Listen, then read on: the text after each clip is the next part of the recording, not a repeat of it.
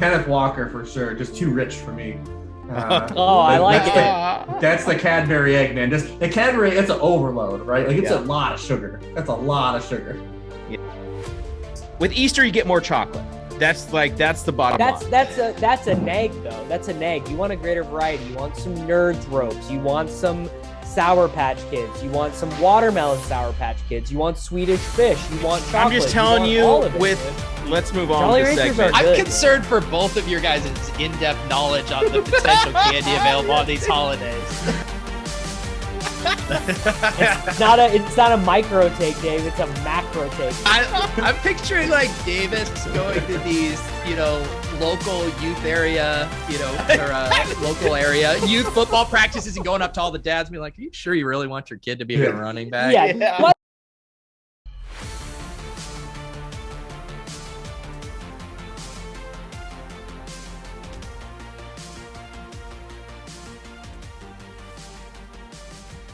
What's up, everybody, and welcome to the Swolecast here on RotoGrinders.com. I'm David Kitchen, joined by Davis Mattek. Davis, say hello. Hello, everyone. How are we? Dave, do you like my new camera angle?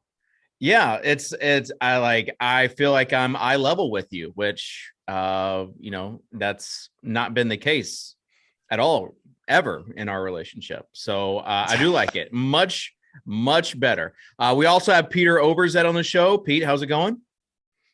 I'm doing good. I was wondering if you were going to ask me to say hello, like you asked Davis to say hello. But yeah, after Davis said his hello, I'm like, no. When he said, how are we?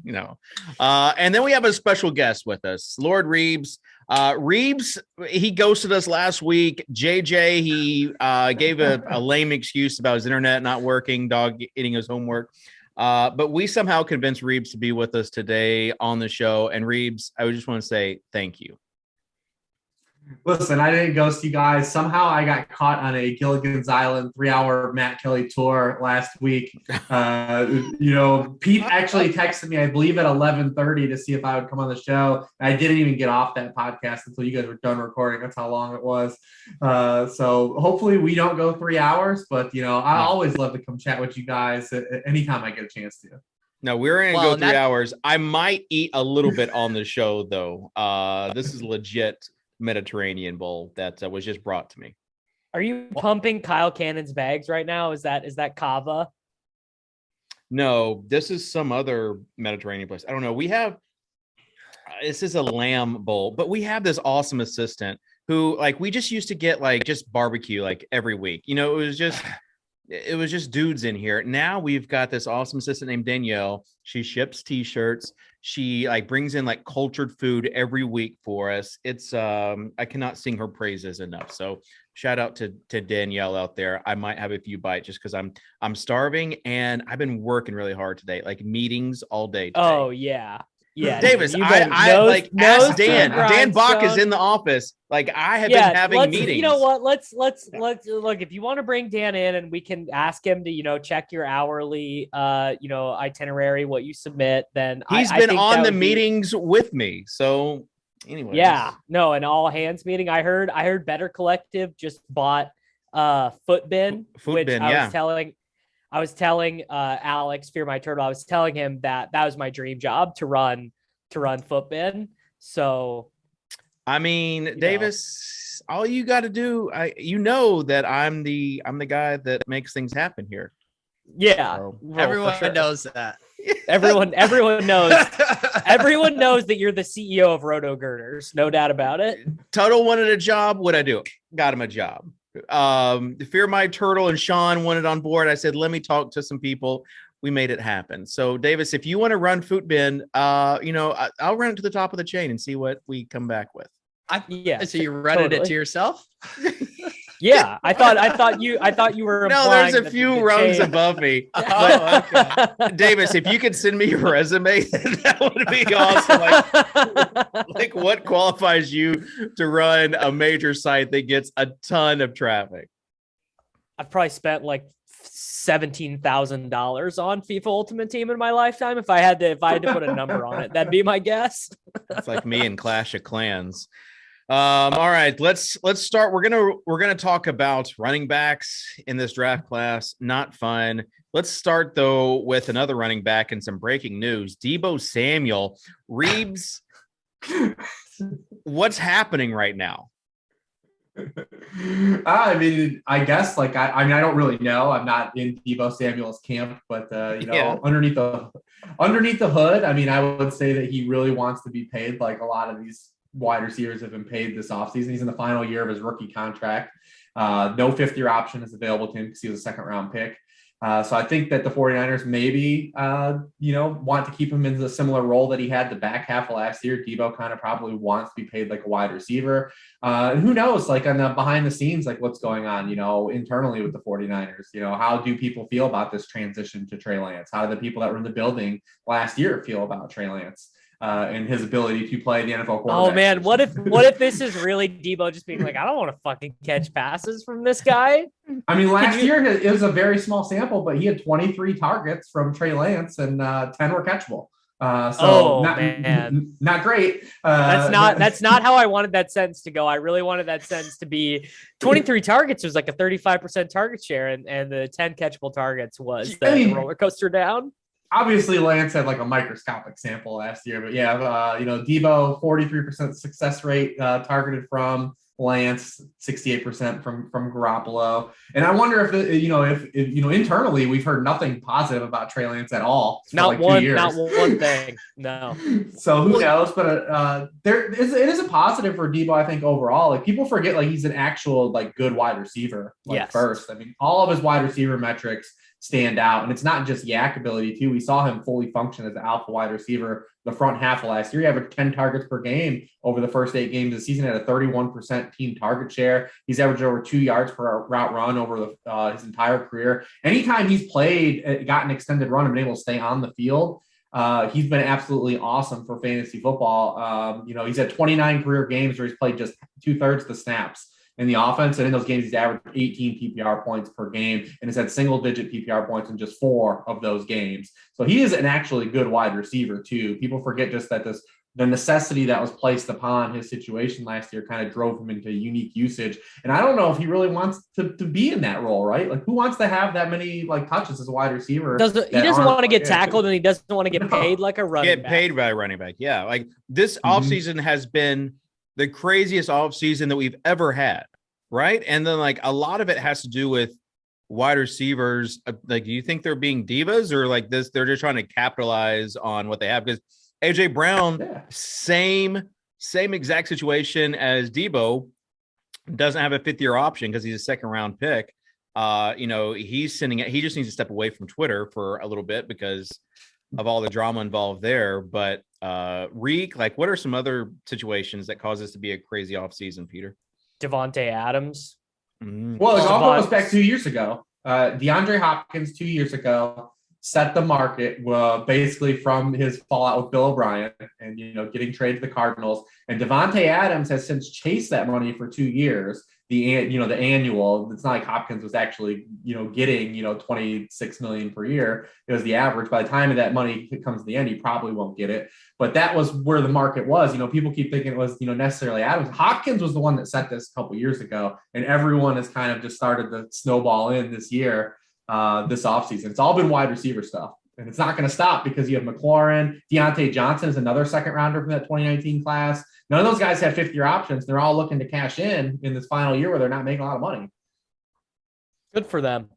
The funny thing about the Deebo stuff to it as it pertains to Lance is his ADP is just not budged. Like, people are drafting him as if there's literally zero Jimmy G risk. What would it take if Deebo Samuel came out and said, I do not want to catch footballs from Trey Lance? Would we finally see Trey Lance flip a little? No. Trey Lance ended last year as a top 12 fantasy quarterback, despite the fact that Jimmy Garoppolo took the first snap in all the preseason games. Like, people were they were just pot committed. No one cared.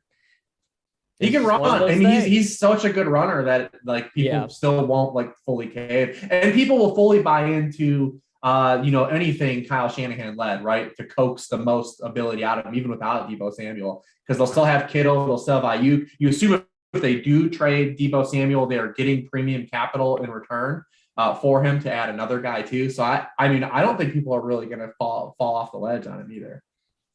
Yeah. What if Deebo gets traded to the Chiefs? Great fit.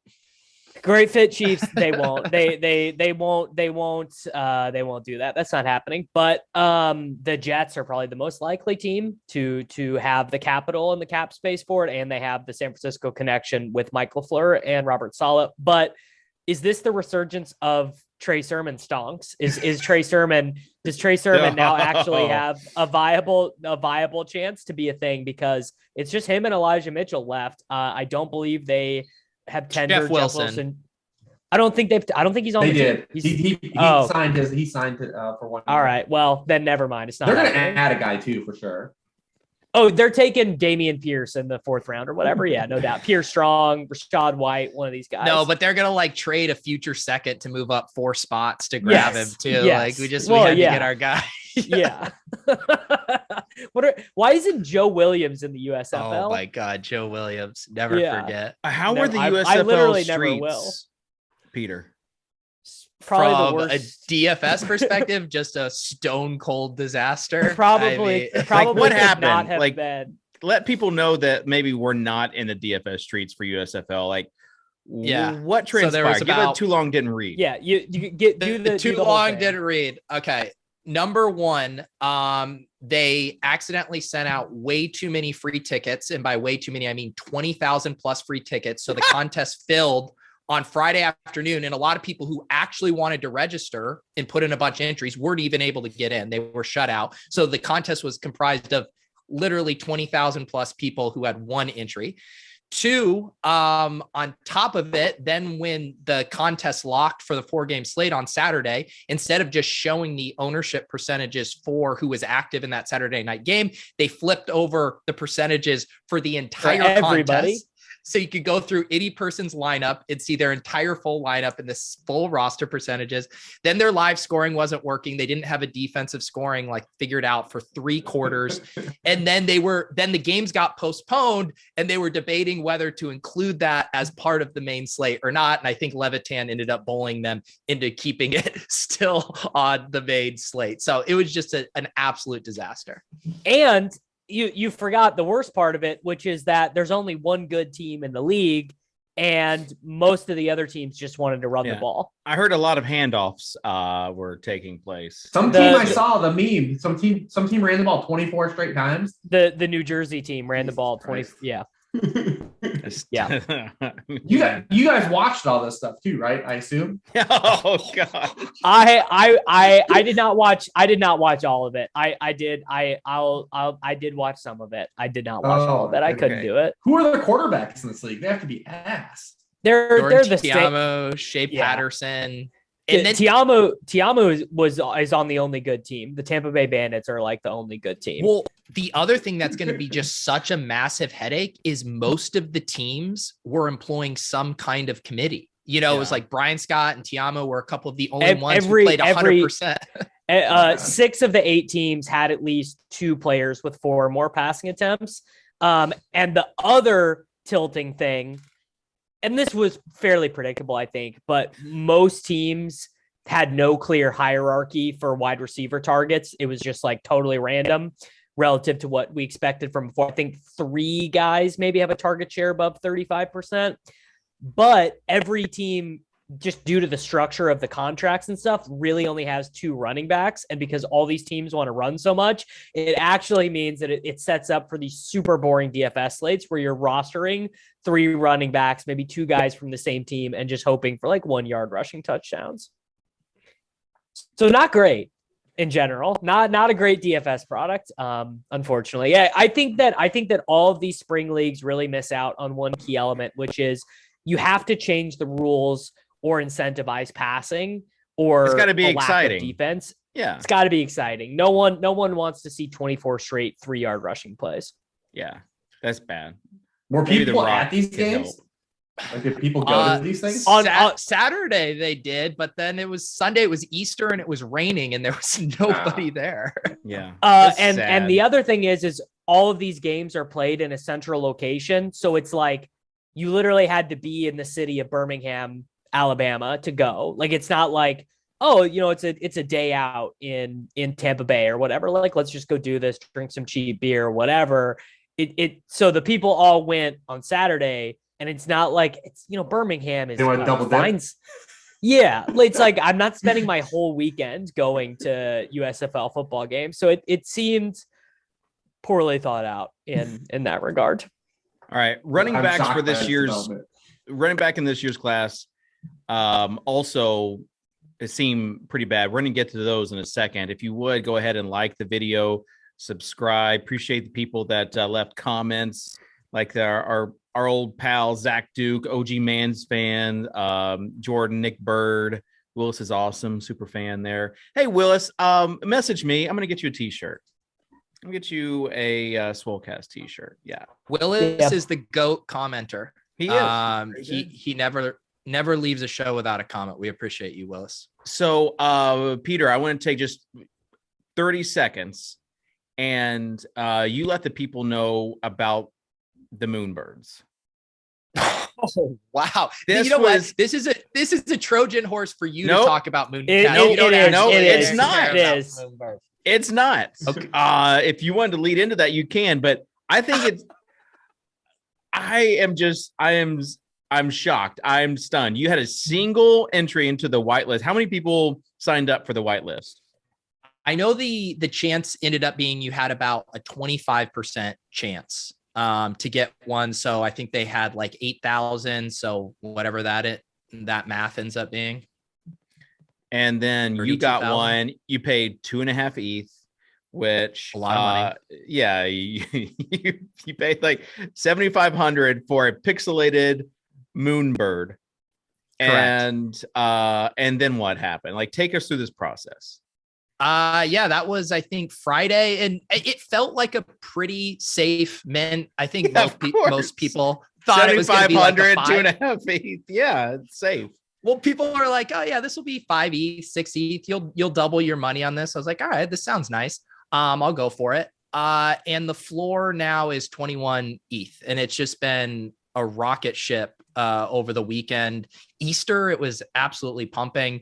And and then I was on Club Top Shot last night. Everyone, CSU, Jack, NBL trying to tell me to sell.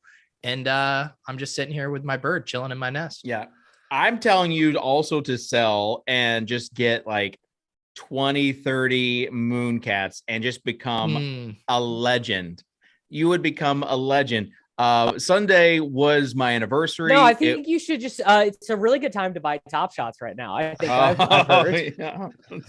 Sunday was my anniversary. It was Easter, and I have like Mooncat sales bot on Twitter. I have alert notifications turned on because usually it's like you have alert notifications for that bot. There's a lot of humble brags in there. No, it's really not. This is not a very humble brag from Peter. It's not pretty a humble sad. brag from Dave. Right. So my Apple Watch just starts going crazy for the entire day. Humble brag. Yeah, there was like 600 sales in 24 hours just because of the Moonbirds. And people are like, well, if Moonbirds go to 20 ETH, then the first on-chain generative art project, Mooncats, will also go up. So it was a crazy day for the Moon things.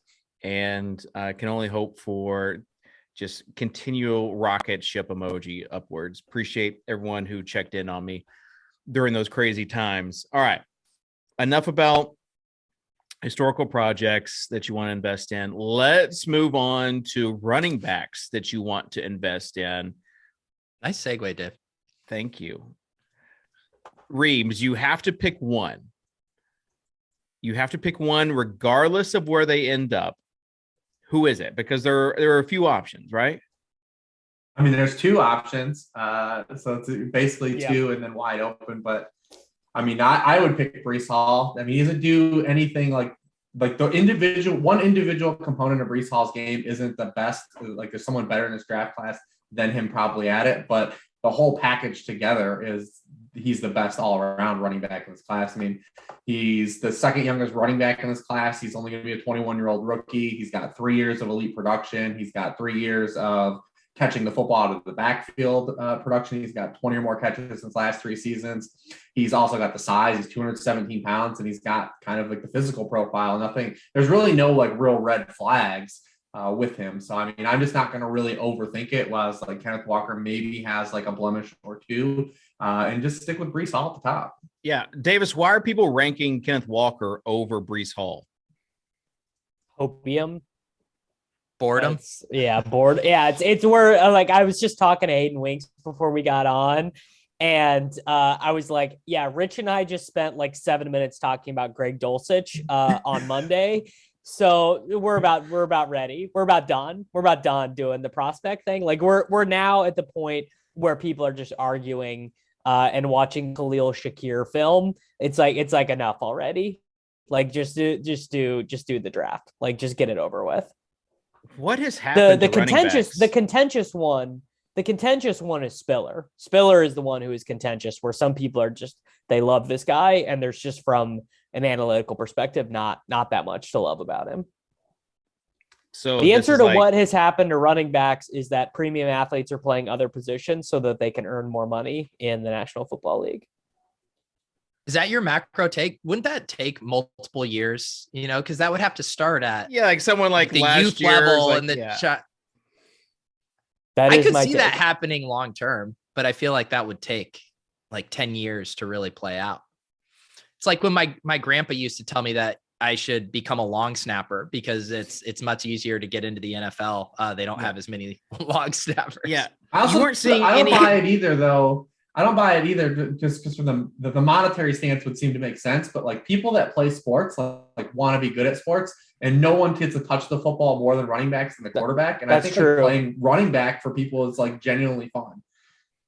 Yeah, I don't buy it either, because like also all these running backs, like they were good in college. Do you have any examples of running backs that were like really good in college that they were like, I want to switch positions? Like, I feel like Jalen Hurd did it like he had to when he transferred, but no one else is really doing that. No, it's just my macro take.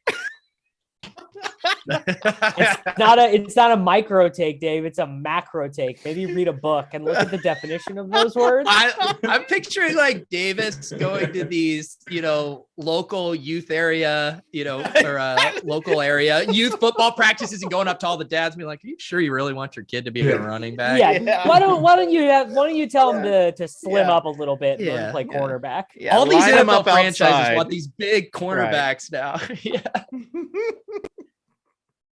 All right. Do you have an educated take, Rich, on why the running back classes these past few years have been somewhat down? Well, I mean, 2 years ago, we had arguably the best running back class, like maybe since like 2008. Yeah. So like that class was really good. Last year was good at the top. I mean, this year just is very thin. We've got 2 guys that we feel real good about, and then the RB3 can literally be anybody. Everyone kind of has their own like flavor of choice after that, and the draft capital could be just really scattershot. So maybe it's just a down year. We know we have some elite running backs still in college. Bijan Robinson is still there. Travion Henderson, we saw him pop up last year for Ohio State. Like there's legit talent at the running back position that still is coming. It just might be kind of one of those, oddball years. But I mean, we've seen that NFL teams are more hesitant to invest in the position. I mean, even in that 2020 class, which objectively was really good on paper, you had Jonathan Taylor, you had J.K. Dobbins, you had DeAndre Swift. I mean, those guys all still went in like the top of the second round still, except for Clyde Edwards-Helaire snuck in that last pick. Secure that 5th-year option on that running back, Chiefs. You got it. Come on. We're amongst friends here. Is it good or bad for my position? Probably bad for my position that 4 of the running backs in this class are converted linebackers. That they were too slow to play linebacker, so they all moved to running back. Algier is the big one, but there are multiple guys who converted from linebacker in this class to running back. Well, I mean, linebacker is turning into the running back of the defense. Defense, right? So at least you have the fun of holding the ball. Like at least you get to touch the ball when you're a running back. Yeah. I mean, no teams get to play 3 linebackers on the field in the NFL anymore. So I mean, your options are getting thin there. That's true. Hey, I got a question. You've got Ramondre Stevenson. let's say you know what Ramondre Stevenson is. You have to place him in this year's rankings. Like, who would you rather have over Ramondre Stevenson in this draft class? Breece and Walker. Just two. That's what I was wondering. Yeah. Rich, is there a third you'd? Yeah, I mean, there are a couple of guys I like here. He'd be in that mix. He's more like with Dameon Pierce, maybe in that kind of mold of like upside. But yeah, I mean, definitely just the two. That's what we said. It's just a clear like cutoff. There's a clear tier of two, and then like Spiller is a guy, he checks a lot of boxes, but there's a lot of just hope. Like you're just hoping he gets the draft capital. You're hoping he gets the opportunity at the next level for a player that just largely just isn't all that inspiring, but is all accounts like baseline good enough if you can just get the opportunity. I'm pretty bullish on Brian Robinson because I think not that I think he's that good, but I think he's going to get drafted in the second round by some dumb team that wants to give him 200 touches. And he's big and he played at Alabama. Like I just like that's just the type of guy who gets overdrafted. For dynasty rookie drafts, what is your guys' lean on how it shakes out? Do you think after the NFL draft, everyone is just like, yep, it's just these two running backs at the top and maybe some values really emerge as these guys get pushed down just because people are macro down on the class? Or is it the same old story as every year? Once we see these landing spots, we tell ourselves the best possible scenario and overdraft the hell out of these guys. 49ers take someone, the Chiefs take someone, the Buccaneers take someone. It writes itself. But 49ers, I think you separate from those other two because people are going to have recency bias based on Trey Sermon last year. Well, what about recency bias on Eli Mitchell's 6th round pick? Yeah, but Trey Sermon, like everyone was up on Trey Sermon last year, and then they just didn't use him. So, well, no, some of us knew he stunk. Some of us had zero of him. Some of us watched him transfer away from Oklahoma because he couldn't beat out a guy who's going to be an undrafted free agent this year. But to Pete's point too, you'll also, while the wide receiver class is what's popular in this draft right now, but you'll also have some flavors of choice from that wide receiver group fall lower than where people are expecting. So once draft capital shakes out, you'll have like kind of a little mix up. But yeah, I'm of the opinion that once we get some guys like landing spots and we have kind of the order of some of these guys and landing spot, like you'll see some guys start to climb. Like no one knows. Like what if James Cook is taken in the back of the second round, or like Samir White's taken, like, those types of things are always going to push guys up. And, in fantasy circles, like these guys still matter, especially more like I talked to Davis about it on his podcast about it. Like you looking at like rookies to make an impact, like you're still like these running backs, even if they go on day 3, are still going to have a lot more probability than your wide receivers on day 3, because it could just be an injury or two that forces these guys to play, like a Khalil Herbert last year and Elijah Mitchell, whereas like people are taking like Seth Williams in the 3rd round, like hoping that like he gets to play. Like that stuff doesn't happen. Like there's going to be running backs taken in day 3 of this class that are going to contribute to dynasty teams immediately, a lot more so than these day 3 wide receivers. Yep. 100%. Talking about round 2 running backs, Rich, thoughts on Derrick Henry this upcoming year? I mean, listen, I've been trying to fade Derrick Henry for his entire career. It hasn't. Yeah, I know. I'm wondering if this is the year that you get smart and you kind of understand that he is a beast and he has talent. Whatever year he finally beats us in a submission is going to be the year that he just totally duds. We did take him on a main event team, Davis and I, with Pat Thorman and Evan 2 years ago, and it worked out tremendously. Silva pressed that button. With the big dog's got to follow the big dog. He was 100% right. This is why Evan continues to eat. Yeah, it's true. So you would put Derrick Henry above Jonathan Taylor this year, Rich? I would not, but I appreciate the push there. I mean, I'm not going to draft Derrick Henry either. There's just no way. Because, like, now that we're at, like, the point, like, I've conceded that he's a unicorn, but now we're at the point where he's, like, legitimately finally gotten hurt and he's 28 years old. And I'm just, like, I'm not going to just continue to invest that top dollar. Yeah. Freak injury, though. Freak injury when he got hurt. Fair enough. It's like it's not like a soft tissue injury. Like, he had a bone in his foot. Like, it was like his Achilles heel kind of. But you talk about a guy, he's posting workout videos again. Fade him at your own risk for the 4th or 5th straight year. I won't believe any intel until Kitchen bumps into him at like a Planet Fitness / Dairy Queen. Can you imagine if there was like a Derrick Henry / Soccer Dave workout that we coordinated? I hope so. Yeah, I would, please. Yeah. I would think I would inspire him a little bit. What's the point of working for Better Collective if you guys can't pull the strings for content like that? And you're in Nashville. You're literally there. Come on. I know. I've thought about that. I've thought about going to tight end you know, when Kittle and Kelsey and Olsen have all the tight ends coming down, and just see what I could do with my body and skill set. So yeah, like we've got to do something. I agree, because I'm not getting any younger over here. All right. I love it. Running backs. Let's focus on PPR running backs in this year's class. What are some pass catching running backs that you're looking at for rookies, Peter? Well, the hot name now that I just keep hearing mentioned everywhere that I thought was this Uber sleeper, but is Tyler Beatty? Is he's in vogue right now as sick. the pass catching? Yeah. Rich, what do you think about Beatty? Yeah, so if you want a satellite back in this class, there's definitely no shortage of them. Yeah, I mean, Beatty was a guy, literally, when you look at just what he was asked to do last year at Missouri in terms of carrying, his collegiate offense compared to this class. I mean, he literally is number one.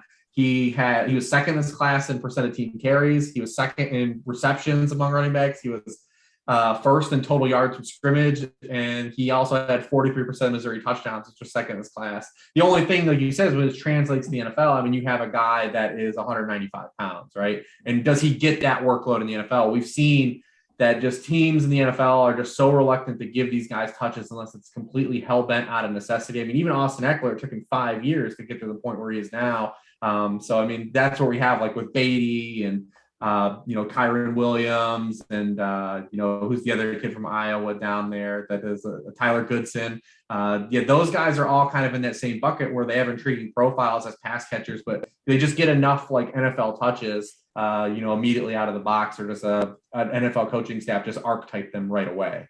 Yeah. Any other pass catchers? I do like Beatty though. I mean, they're just kind of all like James Cook.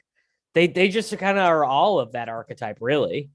Well, not Pierce all Strong. Well, the Rashad one sneaky White guy I think is still Dameon Pierce. Like, because people see the highlights of Dameon Pierce when they watch Just Bomb videos or whatever, and they see him lose his helmet. Love the Just Bombs videos. And he's like running over dudes without a helmet, but he has like legit like receiving chops. I mean, first of all, like what teams will like is like the dude is like a straight up bully in pass protection. He didn't even allow a single pressure in pass protection last year. And he's 218 pounds, but he's like legit in the passing game.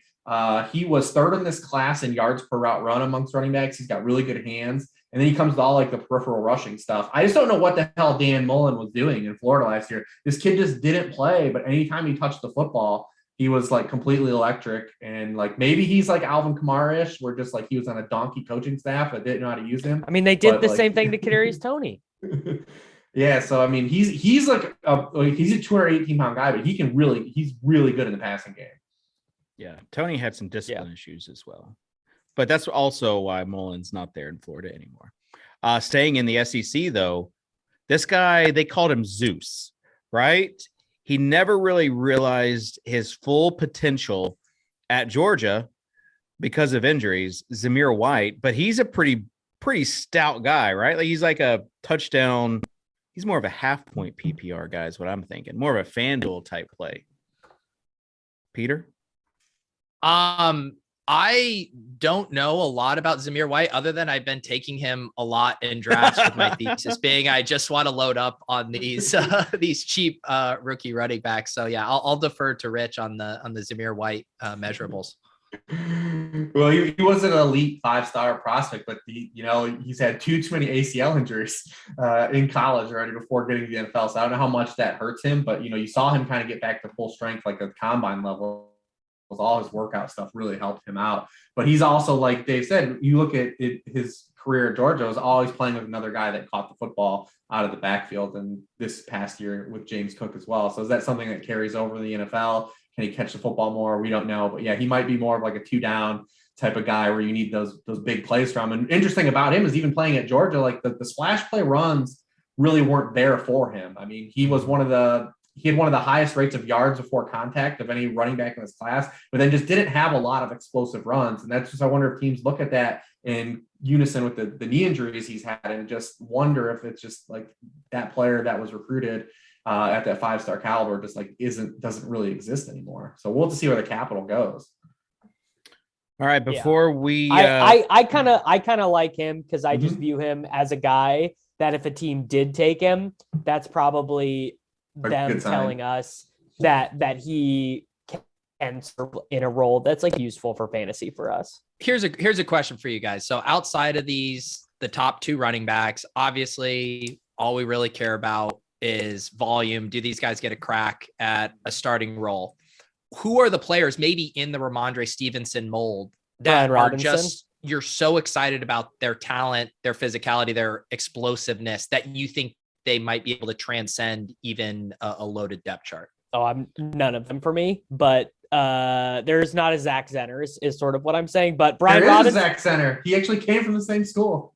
Oh, what's his name? Pierre Strong. Oh, I didn't know he was that good of a workout warrior. Yeah, I mean he had a real strong, he had a real strong combine, and then he's actually from the same school as a Jackrabbit. Wow. Okay. All right. Take rescinded. But the converse of that, Pete, is Brian Robinson is a guy I'm not excited about as a talent, but a guy who I think very similar to like Damian Harris, guy who went to school with. Or even a James Conner maybe is the better example, like a guy who's really he's productive. Pretty big, right? 6'2", 225. Like that's a pretty big running back.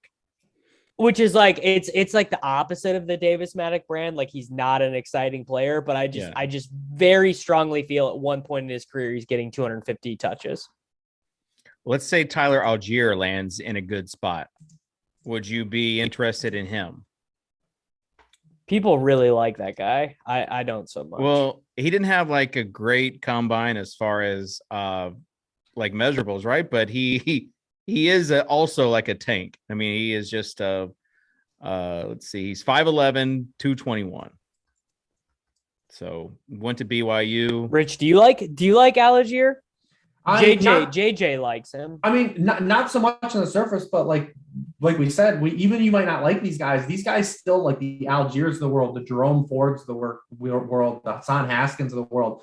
Like these guys still like in your rookie drafts in third and fourth rounds are like more optimal picks than taking these like day 3 wide receivers that you're still holding a candle for, because all that matters is these guys get opportunity. And you've got guys that are big enough to score fantasy points. Like if Algier plays and runs into a situation, like he's going to probably get goal line work. The same thing with like Hassan Haskins. Whereas the inverse of some of the guys we talked about earlier, like a Tyler Beatty or a Kyron Williams, like they need multiple doors open to them. Like a team is going to say like, yeah, we're going to draft Algier or Jerome Ford or Brian Robinson, because they know that those guys are big enough to carry a workload, and if they're pressed to give those guys a workload, they'll get it. So, I mean, those guys, even if it's for 2 weeks on your fantasy roster, it's going to help you more than, what you say, like a Khalil Shakur or like hoping that Justin Ross like can hit if he's a 100% round guy. Those guys are just going to impact fantasy games more. And those are the dudes when we talk about DFS and you're doing the Swolecast, like are going to be like, hey man, this dude's 4,300 on DraftKings. So like this guy's, 57 on. Don't steal my bit. Don't steal my bit, Rich. Yeah, I mean, those are the guys though. We're going to be talking about some of these guys that people think are just not good talents. We're going to be talking about them during the course of this rookie season because they're going to run into some opportunity that just these late round wide receivers won't. Yeah, I didn't even think talent mattered really for running backs, is what I've always been told. So it's just about the landing spot. Is that sort of like a interchangeable? Yeah, is that sort of something you agree with, or me? Sort of, yeah. No, I'm just saying that's what I've been told. That's why I was told that Derrick Henry was always just. What is your research found? My research says that the value is pretty there's pretty condensed for these running backs, except when you have someone who's 6'2", 6'3", runs a 4.3 40 and gets all the opportunities in the goal line. That's what my research says. All right, before the show, we were talking about just how Easter candy way better than Halloween candy. So we're going to do a segment that we do every year called Name That Easter Candy, where you compare This is a candy. bad take, though. This is a bad take. Halloween candy is better because you get a greater variety. No, Davis, you are wrong. You get all the cheapies. In my experience, like not in my neighborhood, dude. I live in a I nice think suburb. more I don't know where Halloween you live. candy gets thrown out than Easter candy. 100%. That's probably true. And with Easter, you get more.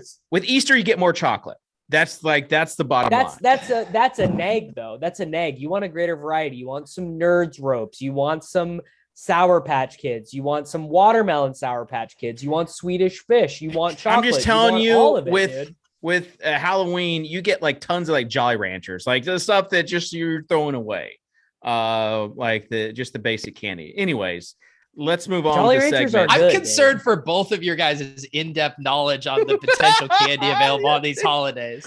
Well, Pete has no kids. I just turn off the lights on Halloween and hope no one comes by. All right, so no children. Name that Halloween candy. You gotta reference a running back, or we could do like any draft prospect, right? Let's just open it up. Who's the peep of this year's draft class? Oh, Isaiah Spiller. Why, Davis? Other people seem to like him, but I can't stomach it at all. Not even a little bit. I like it. All right, Rich, who's the peeps of this year's draft class? Spiller's a really good answer. Yeah, probably Rashad White though. Yeah, University of Nebraska, Kearney's finest. Just because it seems like that no one really likes him as much as the public seems that they do, right? Yeah, okay. like it exists, but you can't find his stands anywhere. Right. Yeah, I mean, there's multiple angles to go about this. It could be like you like it, but only for a certain period of time. Like you couldn't do it all the time. So, Peter, what's your peeps of this year's draft class? Yeah, I am. Peeps might be my least favorite candy. So I'll go with I'll say Kyron Williams, right? Because he was supposed to be gross. Like that pass catching back, maybe you could get excited about. And then what did he run? Like a 4.7 and had horrible agility numbers too, like just F- across the board. Yeah. Sorry, Kyron, you're my peep of the week. All right. Pete's peep of the week. Let's move on to the Cadbury egg of this year's draft class. Rich, start us off. Cadbury egg of this year's draft class. Kenneth Walker for sure. Just too rich for me. I like it. That's the Cadbury egg, man. Just the Cadbury, it's an overload, right? Like it's a lot of sugar. That's a lot of sugar. Yeah. Davis? Cadbury egg. I'm gonna go Algier. It's big. It's unwieldy.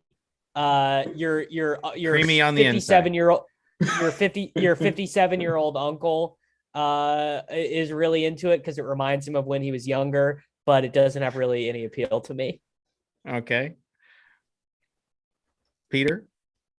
I'll say Brian Robinson. It's decadent. It comes from a strong pedigree, with Alabama. God, I'm just trying to really stretch anything I know about Brian Robinson here. And there's question marks about it. Is it potentially the best candy? No, but that pedigree gives you hope. And as you could see scenarios where it pans out, where it does really deliver on the promise when you bite into it. Mm-hmm. That's Brian Robinson for me. My Cadbury. I was going to say, Zamir, as someone who is like hard on the outside, but you get into it, and it's the structure is not as hard. All right. So let's do a third one. What should it be? Reese's Eggs, Nerd Rope, Sour Patch Kids.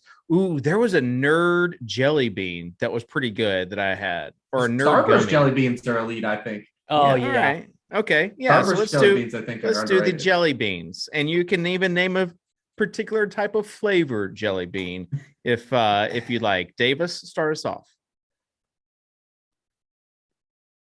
Well, we get into personal preference here. So like my favorite flavors of all jelly related candies is always lemon because it's such a strong flavor. But I used to smoke cigarettes when I was younger, so my flavor profile is much different than most people's because my taste buds are kind of burnt out. So for me, the lemon jelly bean it's pretty solid. He just gets the job done. You're never disappointed. It's all good. All right, Peter. Well, I realized that I might even not like jelly beans as much as I dislike Peeps. So I scrolled down to the bottom of a ranks as far as I could go, and I found the name Abram Smith. So I'll say Abram Smith. a converted linebacker. A converted linebacker. Exactly. All right. It was trash that someone converted into thinking it was candy. Yeah. I mean, go Starburst converting into a jelly bean. All right, Rich. Yeah, I would say probably James Cook. He's not a full size candy bar, but that's what I was looking for. That angle, the small yet bold kind of feel. Yeah. And plus, he comes with people are going to stock that he's just Dalvin Cook's brother unnecessarily for no reason whatsoever. But that'll get weighed into somene's. Some dumbass scouts be like, and he's Dalvin's brother. And bang the table. 100%. That's getting thrown. No, I've never been more certain of something in my life. For sure. But yeah, I would go James Cook. Yeah, the pedigree. It's a bummer we didn't get Spiller related to CJ Spiller, and then we could have gotten the double. I probably would have been in on him if he was related to CJ Spiller. The kids these days do not remember Buffalo Bills CJ Spiller. He was like 220-pound Jamal Charles. It was unbelievable. Who's the workout warrior of this year's running back class? We just covered this, and I found out that it was Pierre Strong. Yeah, it's literally his name. Yeah, okay. It literally translates to strong boy. All right. On that note. Let's wind this up. Dave? Yeah, we're strong. Yeah, man. my Chipotle just got delivered. Actually, there you go. I think. What's the order? What's the Chipotle order for you, Pete? I already know he's a chicken bowl guy. Yeah, white double rice. double chicken, no beans, white rice. Yeah. No, Pete gets beans because of the protein. So today I did a salad. I had a free guac with it. I didn't do rice. I did black beans. And they have the new carne asada, which is pretty good. Yeah. So I got a double of that, and then I knew you got double meat and stuff. Gosh, of course. Well, you have to get. Pete has legit burrito takes though, because he went to college in California. Yeah, I mean, California burritos. Getting his burritos. But you were in San Diego, right? Well, this is an actual issue with Chipotle and why it's easy to not actually get burritos there, because they don't mix around the ingredients. So you'll have 10 straight bites of rice, and it's just a miserable eating experience. At least with a bowl, you can kind of mix it up. Yeah. I always get the bowl. Yeah, always the bowl. Get the bowl and then make your own. People really missed out when they had brisket. There was a 9-week period where Chipotle had brisket, and it was obviously not the best brisket you could ever eat, but brisket inside of a Chipotle burrito bowl was unbelievable. It was peak. And Cava is the Mediterranean Chipotle and is also very good. Yes. Kitchen, speaking of bowls, do you want to shout out all of our 420 followers? Oh, yeah. I know this is a big holiday for you. Yeah. We'll never go by a 420 without recognizing the time that I brought Davis to his first FSTA, really trying to make a mark, trying to be a respectable brand with Fantasy Insiders. And he wears a plaid bucket hat with weed socks, with just marijuana leaves on the socks. And that's who we had representing us. So always. Yeah, I needed to dress nice. Yeah, exactly. Didn't you ask it? And not only that, but you raised your hand to ask a question during one of the Q&A sessions. Was that with Mark Cuban or somebody else? I don't think Cuban was there. It was about what eventually became Showdown. A single game slates. You think your question kind of open the I mean, I would be surprised if Aguiar wasn't there and just sort of taking notes on what kind of the prodigy, the brilliant young wonder kid, just sort of what was kind of banging on around in my brain at the time. Yeah. That's why I asked Mark Cuban at the FSTA the following year about WNBA contest. So Levitan, Dink, Fear My Turtle, you guys should be sending me thank you letters because that also started the wheels in motion there. So anyways, people tune in for this and to the show for the innovation, the great takes. That is the Swolecast. Rich, tell everyone where they can find you these days. At Sharp Football Analysis, that's where I have all my work. Do you know Warren personally, Rich? Yeah, no, I do. Wow, that guy. He's like famous these days. Yeah, he's got a lot of clout, man. A lot of effort. How does he come up with some of these tweets? Are they all his own? I wish I knew, man. I don't have. Or does he farm these out? Like, tell us, give us a little glimpse. Does he farm some of these out? I mean, I don't believe so, but his Twitter game is pretty strong for. And his strongest takes are when he's throwing flames at people, because then they just spread so wild. So I don't have that kind of Twitter energy. I don't have that kind of. He is so good at Twitter. It's really unbelievable. He's really good. Almost. There's a few people that are legit good, and the energy you have to dispense to be that good at Twitter is just not. It's just not worth my time, to be honest. You stay being a fan, I'll stay being the man. That's right. That's what I always say. Yep. Just know, I found out last week that if Elon Musk takes over Twitter, that Davis is no longer going to be on Twitter. So follow Davis at Davis Mattek now, or forever hold your peace. I didn't say that. I just said it's one of. You said you were going to delete Twitter if Elon took it over. You said it would finally be the catalyst to get you to delete the hellhole that is twitter.com. I said maybe. I said maybe. I think it would be really funny to play a game with Davis where you start listing, individuals, hate groups, etc., that could take over Twitter, and what it would take for Davis to actually leave this beloved app. No chance. It would be so hard. It would be like let's not give examples. No, let's not play this game right now. Westboro. We just got the new HR person in the office this week, so I don't want us to be canceled right away. All right. Final takes. Rich, what's your final take before we end the show? I mean, listen, just wait. These guys are going to be. Kitchen's going to talk about 6 of these running backs no one wants over the course of the NFL season. Yep. That's a good line. And then he's going to victory lap the one that hits for the end of eternity. To be fair, last year, all those dudes hit. Maybe last year was more of a recency bias, but I feel like the running back pricing, all those guys ended up hitting. All these chalk running backs. I can't even remember a dude that failed last year. Alexander Madison, Ramondre Stevenson, Darius Johnson. All these guys smashed. Every single time. It did. We didn't get any hall pass on any of them. It's crazy all the thank you mail I got. All right, Davis. Yeah, Kitchen was sort of the only guy who knew. Yeah, that Davis. Final thoughts. Was going to be good. Do you have final thoughts? Yes or no? Final thoughts. I'm just I'm really excited for our totally planned and organized Swolecast next week. It's going to be obviously coming out the day before the NFL draft, so it's going to be a big show. We can do a live show. We should do a live show next week.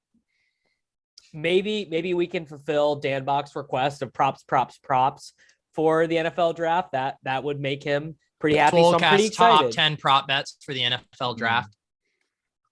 Amazing SEO. What is this show right now? We're just all eating and just while Rich watches. When y'all started, everyone's eating, but me, I feel Peter, final thoughts. What happens? It's a professional outfit. Final thoughts, Peter. It's always a pleasure having Rich on the show. And I think our listeners might be suffering from some kind of whiplash of actually having, data back takes. Actionable information on the show. Yeah. So agree there. Rich, thanks so much for joining us again. Thank you for those that have made it this far. Leave a comment, leave a review on iTunes. And we're going to be like Derrick Henry, the big dog. We're out of here, but we're going to eat later.